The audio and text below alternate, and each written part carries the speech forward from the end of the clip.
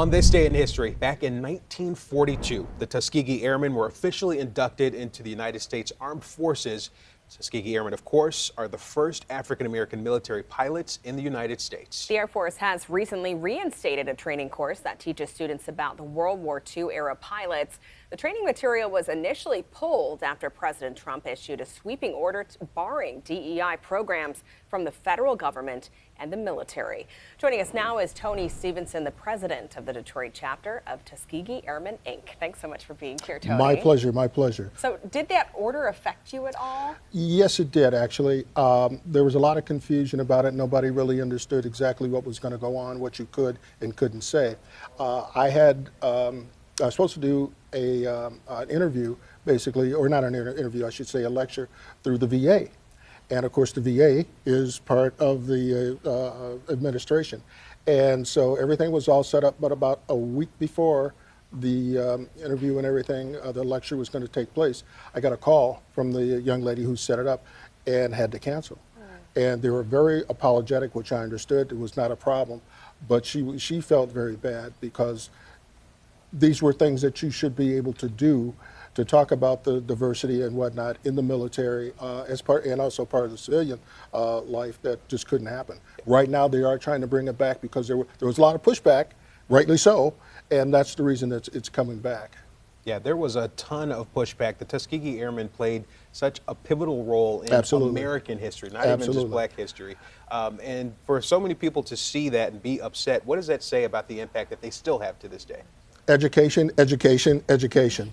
One of the symbols that was there during the war was the double V. There's a double V. The first V was for the victory in Europe. The second V was for the victory here in the States. We won the war in Europe. We did not win the war here, and we are still fighting that war to this very present day. And that's one of the things that the Tuskegee Airmen try to get across to young people and to older people as well. Not everyone understands the role that they played. There is not a pilot, a black pilot in this country, and I need to say that again, there is not a black pilot in this country who do not owe their wings to the Tuskegee Airmen, and that includes women as well, because later on there became black female pilots as well as women pilots, period. And that's all due to the diversity and whatnot in the military. It was in 1925 that a War College paper was published saying that the Negro brain was too small. We couldn't do complex machinery. We would run in the face of a fight and whatnot. We had to prove them wrong, and we're still trying to do that to this very day. They don't want women in the military. You can fly a plane. You could command a ship. You could have troops out in the field. Why not? Why not? Yeah. And what have you seen, what sort of impact have you seen this make on young people when you tell them about this, when you continue to pass down this story, this incredible legacy through the generations? Well, that's one of the things that we do and I try to do, and all the Tuskegee members try to do, is get out into the schools, the churches, and do public speaking to, once again, help educate young people, and as well as some of the adults who may not realize the legacy and the what they gave to the Tuskegee Airmen gave to the country, to the military. Some of the things they do teach in school, some of the things they don't. That to me is one of the things, because you can't change history. That's why it's called his story, history. You cannot change that. No mandate's going to do it. No presidential order is going to do it. You can't erase that. You can't push the delete button and have it gone.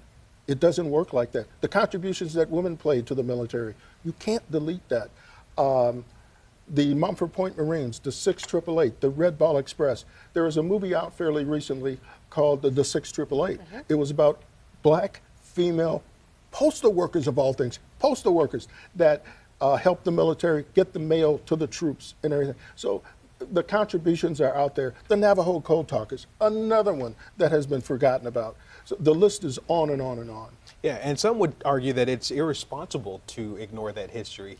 Absolutely. And speaking of, let's talk about the connection that Metro Detroit has to the Tuskegee Absolutely. Airmen. With The arsenal of democracy, yes. Right here, Willow Run Airport, cranked out B-24 bombers at 1 an hour. If it weren't for the men and the Rosie the Riveters, the women who got there, the guys were out fighting the war, they were out there putting the planes together and shipping out. We'd have lost the war. We'd have lost the war. So it's not just where you can say, okay, those people really are, they played minor roles in this and we don't need to have them in there. No, you can't do that. You can't do that. And before we finish, you are an alumnus of this news station. Yes, I had a chance to. I was amazed at this. So was I. But yes, I worked here several years ago as an engineer and satellite coordinator. I was employed through the company for 46 years, yes. Wow. Well, Tony, welcome home. We're thank very you. honored Thank to you have very much. Thank you Great all. And conversation. you've been very gentle, so thank you very much. Of course. Thanks, Tony. You bet.